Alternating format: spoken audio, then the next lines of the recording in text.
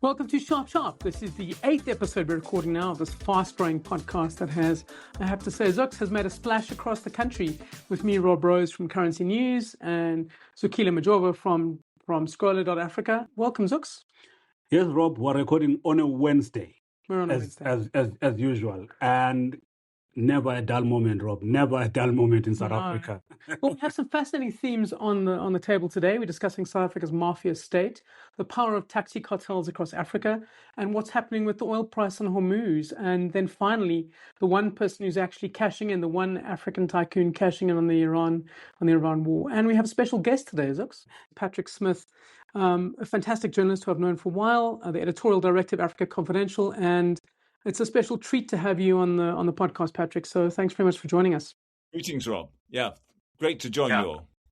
Well, we'll try and do justice to Africa Confidential and the depth of intellectual insight you bring to it. So we'll have to try and sound very smart. So it'll be difficult for us, Sux. We can do our best. That's going to be tough. Firstly, I suppose, can we just start off with the fact that there are worrying signs of South Africa becoming something of a mafia state? We had a bizarre court case this week where a taxi boss in Mpumalanga, he's called Joe Ferrari Sibanyoni, and Ferrari's not his real name. He's named that because he tends to like flashy cars that cost millions of rand. Yeah. He was arrested on charges of extortion. He and a bunch of fellow taxi owners had apparently extorted 2 million rand from an Mpumalanga businessman over a couple of years, and he was due to go to court this week to face charges. But surprise, surprise, the prosecutor just didn't pitch up in court. Now, is this a sign of the prosecutor being intimidated away from it? Is it a sign that our prosecutorial authority has kind of fallen apart? Or is this just a sign, I suppose, of the power of the taxi cartels to kind of lean on people? It's a very bizarre case, Rob, and we finally heard last night that the NPA is confirming that the prosecutor is telling them that he was scared to actually show up. So he was not too busy to show up in court. On Friday, he told the magistrate that he's booked in another matter. Come Monday, he was seen around having coffee, having lunch, not necessarily very busy. And now it confirms that he was just basically scared. Now you need to go back to the background of who these guys are, not just Sibanyoni, there's Bafana Sindane, who's dating the very beautiful Amanda DuPont. Quite a bizarre situation there, Yes, that Amanda DuPont story has captured the imagination of this country. Can you just tell us what that's all about and what that illustrates about our society? Absolutely.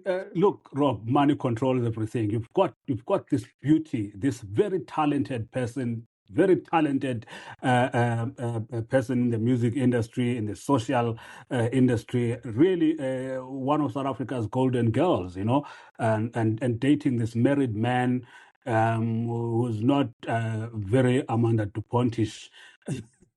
But there's a lot of cash. There's the kind of guy who buys a Ferrari, literally cash, for 5 million, or Mercedes-Benz G-Class and lots of other things. So he's earning a journalist's salary. He's the life of the party, this guy, And last night, it was crazy in Mpumalanga, actually, from the day they got out. It's been parties and parties and parties. In Mpumalanga, Eastern Cape, Limpopo, they are weird provinces. Regional mafias there can become very powerful, Rob. And this is something that we tend to overlook, Rob. Look, in a normal province these days now, with so much money that's flowing into municipalities, you easily in the province have 100 billion rand just floating about. This is a province that's got no metro. When a province has got a metro, you are talking billions. Johannesburg alone has got 85 billion rand. So there is a lot of cake to go around. Then you get these guys who organize around tenders or construction or taxi industries. But there's a lot of money to be made here, Rob. So Sibanyoni, for example, he supposedly started in 1985, bought his first taxi in 1995, 60 years old or so, and he now has 400 taxis on the roads, and he's earning about 18 million rand a month. And with that kind of money, the allegations we've seen in the Madlanga Commission and the police inquiry is that taxi bosses often have police officers on their roll, on their payroll. In a small town, Rob, you can imagine. Kwaggafontein, you can imagine how powerful people like that are. To be the small guy who's going to prosecute these kinds of people. First of all, the prosecutor would have been briefed properly, backed up properly, reassured of his family's safety and the safety his own safety and the safety of his family and his children.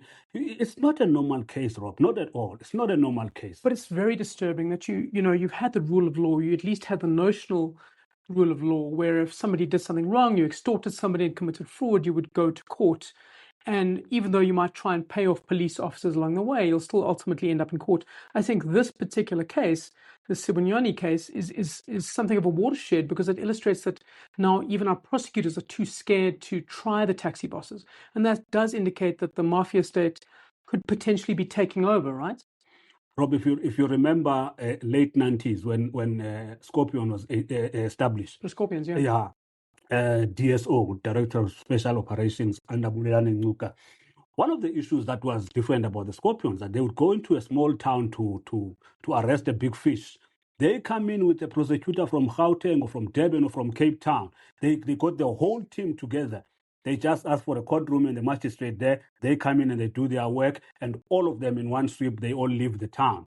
No one is left behind. You can imagine the cases they were dealing with. Now, to have a small prosecutor prosecuting this type of guys and then be left alone in that particular town, this is something that the NPA and the police, IDEC, probably working together as they are now, need to seriously consider. Obviously, right now they're doing prosecutor-led investigations, but I think they need to go back to the Scorpion strategy. But it does indicate, I think, perhaps that in a country like South Africa, and in fact, as Patrick knows, I mean, many African countries, the power of the taxi industry is magnified because you've had infrastructural problems. You have a bus service in this country that has kind of fallen apart. Trains don't go. So we have a situation where, 15 million people in South Africa use taxis every day to get to work. So the government realizes they have the limits of their power when it comes to telling the taxi industry what to do. And we saw that during COVID. The government tried to say, you can't do this, you've got to have this many people in a taxi. And the taxi industry just lifted their middle finger. The taxi industry is quite powerful, Rob. Look, I mean, the state really has given away responsibility of providing public transport in South Africa. In theory, you would say they've given it to black hands, so giving rise to a multi-billion rand industry. So in theory, that would be great, because it's a multi-billion rand industry that just about anyone can access. It is completely unregulated. What you need now is to properly regulate that particular industry. The state owns the routes. The taxi industry does not own the routes. The state owns the routes, hence you need a permit to actually operate the routes. But it's actually the weakness of the state to properly regulate this industry, and it could be an example of how successful and how seriously broad-based empowerment can be, but it's a disaster. This is not transformation, this is thuggery. And there's a big difference. Absolutely. I mean, we saw this case involving this bus company, Intercape, which I think is one of the largest, if not the largest, transmitter of people across the region. Yeah. They were in the Eastern Cape, and the taxi bosses came to them and said, you can't operate along these routes. We're deciding you can only operate here and there. And they said, well, these are not your routes, they're government's routes, like you said. And the taxi industry said, well, fine, if you want to believe that, go ahead. And they attacked those buses, they shot at those buses. And the bus owner, an old Afrikaans guy who didn't believe that he should be extorted, went to court and got interdicts telling the cops to protect them. And that just never happened. I mean, and still the attacks just continued. And this illustrates that the government just has no sway over the taxi industry. And this week, that I suppose those red flags have coalesced in what you see in court now. Rob, I use those buses to go home. I live 1,000 kilometers from here. It's much cheaper to take the bus. We just take the bus, 500 rand, fall asleep, wake up in Mount Frere, and my wife picks me up from the town. Very easy, as opposed to driving to Mount Frere. Petrol and toll gates now these days easily cost you 3,000 rand. Especially so the when difference, you have the world's oldest Mercedes. You can imagine the difference now of 3,000 versus 500 rand and somebody driving for you. The luxury coaches, they're much better than an aeroplane. Actually, there's legroom and all of that. They are providing a very necessary service in our country, Rob. People can come to Joburg, quickly do an interview, and are able to go back. So I've seen and experienced what they are dealing with in the Eastern Cape, in towns like Kumbu, Engcobo, etc. Most of these are towns that are just known for lawlessness, cash heists, lots of stock theft in those towns, and there are mafias there that run those towns. And that's what the Intercape has been dealing with. A very unfortunate situation, Rob.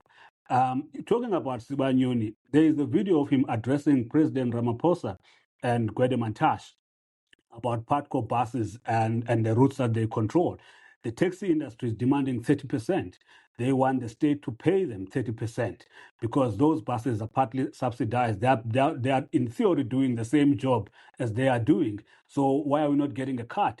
They tried it here in Joburg with the Reavaya system, if you remember. For years, they were trying to interfere with that system. It's the same situation in Durban. Even if you look at the Uber situation in Joburg, for instance, The intimidation of Uber drivers. the intimidation of what's going on, that these are our routes, we control, you are taking our people, you're taking bread from us and all of that. It's bad, Rob. I mean, 30%. I mean, it smacks of the kind of It's a magic construction number. mafia. Exactly. It's a magic The number. construction mafia have arrived on building sites and demanded 30% for protection. It's pretty much the same thing. It's this kind of sense of like this mafia state that we're getting into. Rob, basically, stock fails in the township where people get together and put money together, or they borrow money from the stock fails. They used to operate with 30%. That is 30 rand per 100 rand. So you go there, you are in trouble. You need to quickly go to a funeral home. You just go and borrow money from those guys, and they say 30%, which is a lot of money. They are now going at 40%, even 50%. Some of the so-called mashonisas, which is basically a loan shark. Yeah, But Patrick would know. Patrick is very South African. Well, I mean, what's interesting about this particular case as well is you've seen, obviously in the Madlanga Commission, the kind of insinuation that hitmen have been hired by taxi bosses to just take people out, and it costs nothing to hire a hitman. I mean, 5,000 rand. You've seen stories. I spoke to somebody this week who talked of 2,000 rand to hire a hitman to take somebody out. It talks of an absolute devaluation of human life. It's a staggering sense that you can just hire anybody for virtually nothing to get them taken out, and you're pretty much assured that you won't be hauled before the courts. It's crazy, Rob, that normally you would say a hit will be done on an ordinary person, somebody who doesn't have a profile, But when a hit is done on a powerful rapper, multi-award winning rapper with international recognition like AKA, yeah. It's unbelievable. And he's taken out on Florida Road in Durban.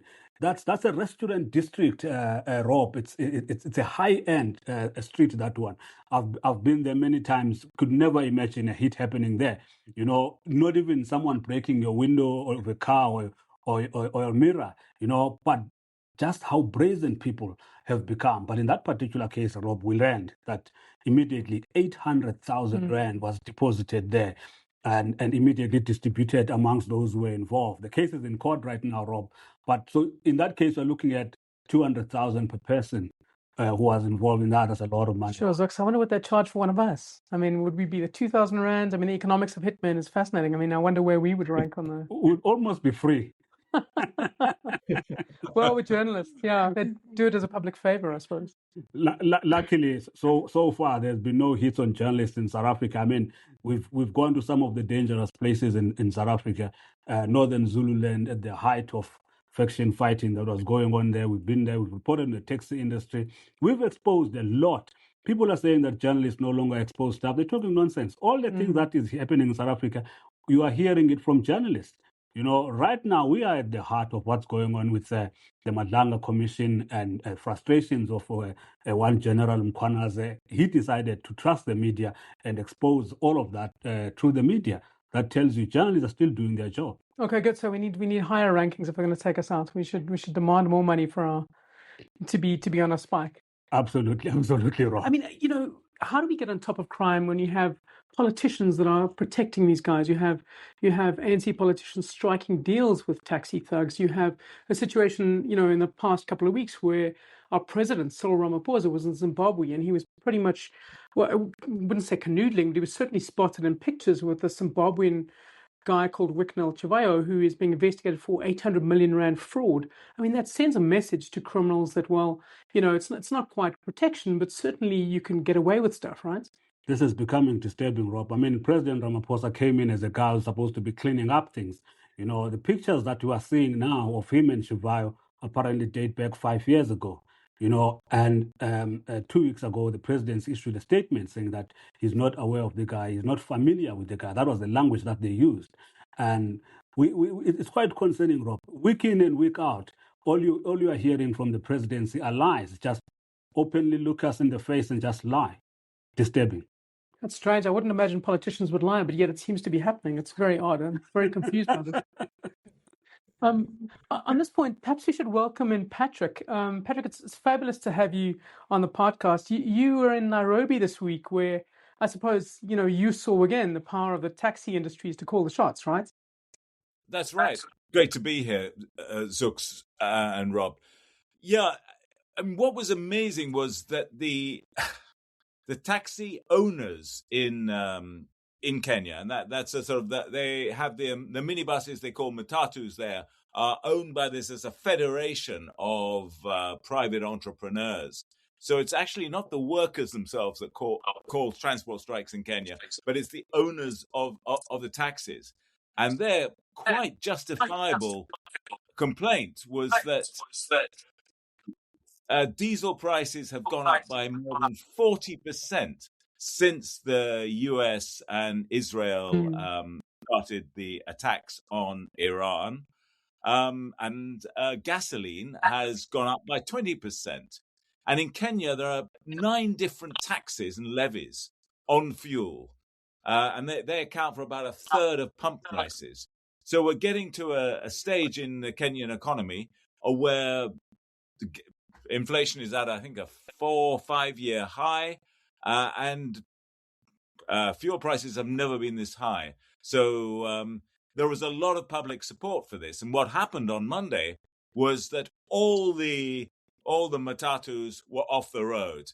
And in fact, Uber drivers and others were warned not to ply the road, certainly during the working day. So what you saw was the real hard workers, the school students and other work, and the workers just walked to work that day. But the sort of epicenter of Nigeria, of Kenyan business life in Nairobi, was completely still. There were hardly any people, any shops open. Just people going to offices and so on. So it's a very big deal. But these protests in Kenya, in Nairobi, I mean, they've led to arrests, they've led to injuries. I think I read reports of a couple of deaths. I mean, it's been a massive thing in the country, right? There were 4 people were killed during the day. And the circumstances are being investigated. And when all this was going on, President William Ruto was on a state visit to Kazakhstan. So a lot of people were saying, well, there's going to be no decision made on it about the fuel price crisis until he gets back from Kazakhstan. But in fact, then the government went into conclave in the afternoon and announced by the end of the day that they were going to cut diesel prices by 7%. That seems to have been enough to pause the action, but that's 7% out of a 40% increase over the last two months. So it's a token gesture, but it seems to have convinced the Matatu owners to hold off for a week. So they're now saying if they don't reach an agreement with the government, they're going to go back on strike again next Monday. I should say something about just the sort of, you were talking about the crime levels in South Africa. A lot of people are saying in Kenya, with elections due next August, there's been an upsurge in crime. And the reason people are saying that's happening is that the ruling party say to the police, well, let the gangsters carry on a bit, because we're going to need those guys on side for the election. And the kind of the local political thugs are allowed to run around, do the pickpocketing and general sort of imposing their will on communities, so they can sort of get gigs with the ruling party when the elections are in swing next year. So that's added to the sense of foreboding in the place at the moment. It's so fascinating because it does reveal, as much as what you hear from the politicians when they visit places like Kazakhstan about the nice, comfortable, cozy ideas of governance. where the real hard power lies in many of these economies, and it doesn't lie with the government or the police. It lies with organizations like the Matatu drivers. It lie, the gangsters in society. It does indicate the kind of real power balances in those countries.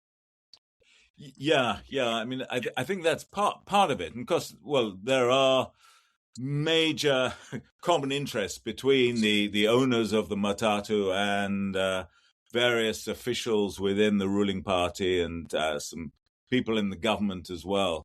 So you're looking at where the various circles of mafias come together, if you like, and you find their interests overlapping. But definitely, it makes the whole question of the rule of law, the independence of the judges, the work of the anti-corruption activists, or in Kenya, like South Africa, there's a very strong civil society. People trying to hold government to account, people trying to hold corporate entities to account, and they're really up against it. I think what one's seen around the world, in fact, less and less interest in government on the part of governments, and that goes for Western governments as well as governments in the rest of the world. Less interest in doing anything to stem the tide of corruption and criminality when it comes to running businesses or even running governments. Sure. Yeah, it's very similar to South Africa, Rob. On election year, people get away with a lot of things. Remember, we used to see people burning trucks on the freeway. I only voted once. You keep bringing that up. I promise you. People are burning trucks on the freeway from Durban to Johannesburg, literally every week, and no one was doing anything about it. And now we've got this anti-immigration march that's going on town by town, city by city. It's pure intimidation, Rob, that can easily get out of control. And the government is just looking at it, and they know they can't go against this anti-immigration sentiment at a time like this. Anyone who comes out now try to enforce the rule of law is going to lose votes. You say at a time like this. I mean, the fact that this is so fragile right now in Nairobi and in South Africa is because of the fact that living conditions are worse. You've had the fuel prices go through the roof, and people are really struggling. That's the point right now, is that you have jobs are at a low and people don't have disposable income because of the fuel price. I mean, this is causing things to rupture, and it's likely to get worse, right? I tell you, electricity in South Africa has gone up 987%. The Minister of Electricity was saying that is crazy. That is 10 years? Crazy, Rob. Over 10 years. That's a lot. Yeah. That's a huge thing. I mean, we've seen. Yeah. We no longer have load shedding. We've got electricity now, and no one can afford it. Deep irony. I mean, this morning we had inflation. The inflation numbers came out at 4%, and that's perhaps underreaching it. But it does indicate an interest rate hike in South Africa perhaps next month. And I think that you're going to have that across the region unless you have some kind of a breakthrough. Because as much as Nairobi can pull some strings with the levies, and South Africa can pull some strings, you're still subject to the whims of what happens in Iran. You're still hostage to that, right? Absolutely. Patrick, how's it going in Iran? Is it getting better? Is there any hope? No, I mean, I think that it's looking much more serious in terms of the economic run-on effects of this, because even if today, magically, as U.S. Vice President J.D. Vance said, that the two sides come together and they're just about to make a deal, and the war ends. If it ends, you've got such a huge backlog of both gas, oil, and fertilizer shipments on the high seas or stuck in port because of the closure of the Strait of Hormuz, and of course. There's much less traffic going through the Bab el-Mandab in the Red Sea for fear of the war escalating and shipping there being targeted. So you've got a slowdown in shipments around the world, and that's really factoring into economies, particularly in East Africa, which Kenya, Uganda, I mean, they import 100% of their fuel, and from mainly from Gulf suppliers. So ditto with much of the fertilizer. So that already the conditions have got a lot tougher, as we've seen in terms of the prices. So even if there was a peace today, you're going to see a long lag. And if a lot of people think that it's going to take several months for the logistics and shipping and supply systems to get back to where they were before the war started at the end of February. So I think you've got to, you're looking at another 6 months of disruption, which then has all these other effects. I mean, things like helium. You didn't really think there was going to be a world crisis over helium. It's just something that you blow up balloons at your kids' birthday parties with. But in fact, it's an absolutely essential ingredient in high tech applications and things like that. And of course, the rising price of fertilizers going to jack up food prices everywhere as well. So there's so many knock-on effects that even if there was a peace today, those things are going to continue to hit economies, particularly in the global south. You talk of, for example, Mozambique price was up 47%, and this is a country that has tons of its own gas power and gas energy, yet they haven't been able to leverage that to provide themselves with proper energy security in a time like this. It's exposed how exposed we are to global supply chains. I suppose that's inevitable to some extent, but how completely uninsulated many African countries are from a crisis like this. Mozambique's a really interesting place because they were working out that, in the short term, it's being devastated by this. As you said, the fuel prices are going through the roof. But in the longer term, you've got the US, ExxonMobil, and France's Total Energies. They're producing, investing in gas projects there.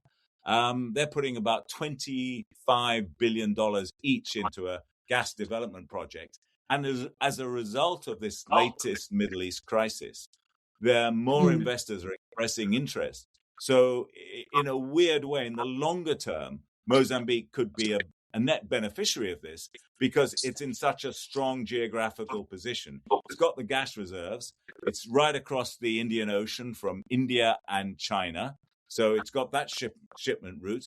And you can also take gas from Mozambique around the Cape of Good Hope to the Atlantic seaboard as well. So they're in a great position.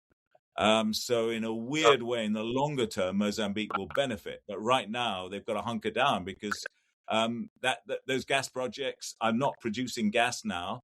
And they're still dependent on importing oil from the Gulf. So I suppose that, if they survive the next 7 or 8 months, over the longer term, they could be in a better position. Much better, yeah. I think you're going to see overall in Africa, you're going to see the African hydrocarbons producers in a much stronger position vis-a-vis the Middle East, because places like UAE, Saudi, Qatar, people are going to want to. They're not going to cut off their deals with those producers because they're going to want to spread the risk, and they're going to invest far more in West African gas, Southern African gas, and North African oil and gas too. We talked of net beneficiaries. There's one person who I think has been perhaps the biggest net beneficiary out of where we are with fuel prices, and that's Aliko Dangote. He stands to make a killing. Patrick, you know him. You know him pretty well from all the reporting you've done over the years. Who is he? What is he about to do? Why is he going to make out like a bandit? It's absolutely stunning. Nigerians are kind of sort of on one hand, there's a bit of frustration with the man because, like a lot of very successful business people, he has his political connections. He started business with a sweetheart deal started big business, I should say, with a sweetheart deal with President Obasanjo. And the trade-off was essentially, Dangote said to Obasanjo, I want control of the Nigerian cement market. You've got to favor me. If you want to have national champions took a leaf out of General Park's book in South Korea. If you want to have national champions, you've got to give me the power, the dominance of the local cement market in Nigeria. And Obasanjo said, right, I'm with you on that. If you agree to stop importing cement and just produce cement, I will back you as a Nigerian national champion. So Dangote built this massive cement empire. It went quickly beyond Nigeria to include countries in West and East and now Southern Africa. He's now listing that on the British market, on the London Stock Exchange for $12 billion. In the next few weeks. But then he went into this oil refinery, biggest single process oil refinery in the world, 650,000 barrels a day. Lot of doubters, all the commodity traders like Glencore and Trafigura said he's out of his mind, and we're going to stop him anyway because it's cutting into our business. We don't want someone refining fuel in Nigeria when we can sell them refined fuel from elsewhere. Anyway, he went ahead, and this end of last year, the refinery started producing at full whack. Now he's going to start investing in another refinery in East Africa, either in Tanzania or in Kenya. And he's doing fertilizer plants in Ethiopia and Tanzania as well.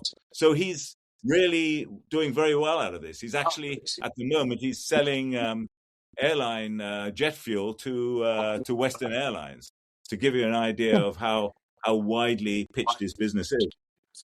And if you want to list an oil business, I mean, at the time when the oil price is $105 a barrel, I mean, this is exactly the time to do it. I mean, he's already Africa's richest man. I think it was his last fortune estimate was about $28 billion, which is massive. Well, the latest figures I saw was up to 35 billion. Yeah, 35. Yeah. Okay. I mean, that's far higher than Johan Rupert's, an old South African family that built their fortune on tobacco.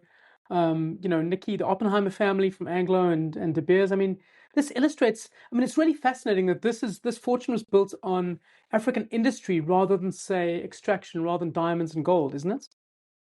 I think, what I took out of it, Rob, is the way he's kind of followed in the slipstream of the South Koreans, which I think, the way that, let's face it, this is not free competition.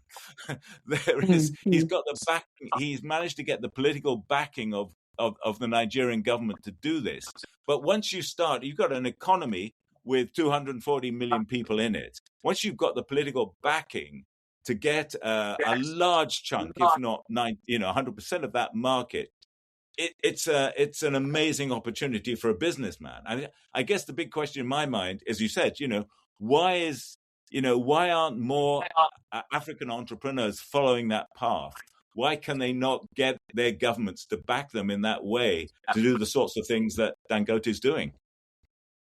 But, to some extent, he has, like you said, he's used the political leverage to insulate himself from competition and from criticism as well. There was that discussion about the fact that the World Bank report critical of him was withdrawn after pressure. I mean, that does illustrate a degree of influence and power that not many businessmen have access to.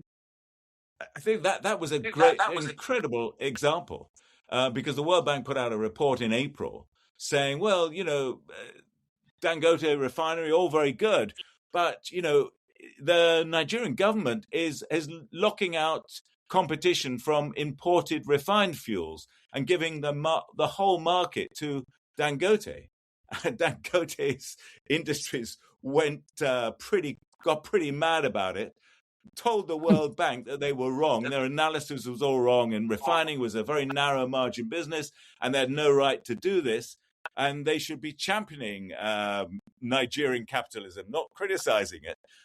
So what happened? The World Bank withdrew its report. It shows the muscle of an outfit like Dangote's. Quite interesting that in South Africa, Dangote is partnering up with Robert Gumede, who's praising him and praising this listing that's coming up. And Robert Gumede is a local billionaire. That's probably how he's going to get into the South African market big time. Obviously, Robert Gumede is no small boy. He's got all his influence and all of that. He's recently been invited to intervene in the sugar plant in KZN, the company Wow. that's falling apart, and they are talking about Robert Kumeto coming in there. So it's quite a powerful guy that is partnering up with. Well, Patrick, I want to say thank you so much for joining us. It's been fabulous, and hopefully we'll make this a far more frequent thing. It's been fabulous Great. to chat and have access to people. You know, obviously Zux knows what he's talking about, but you know, you and him together know far more than me. So it's fabulous to have you here. Well, thanks. Great to join you this time, and let's keep in touch.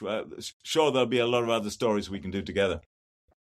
Absolutely. Thanks to everyone for listening to us. We are done with Sharp for this week. So like us, follow us on Spotify or Apple or wherever you get your podcasts, and join us next week once you become a billionaire and are able to lean on the World Bank to withdraw reports about you.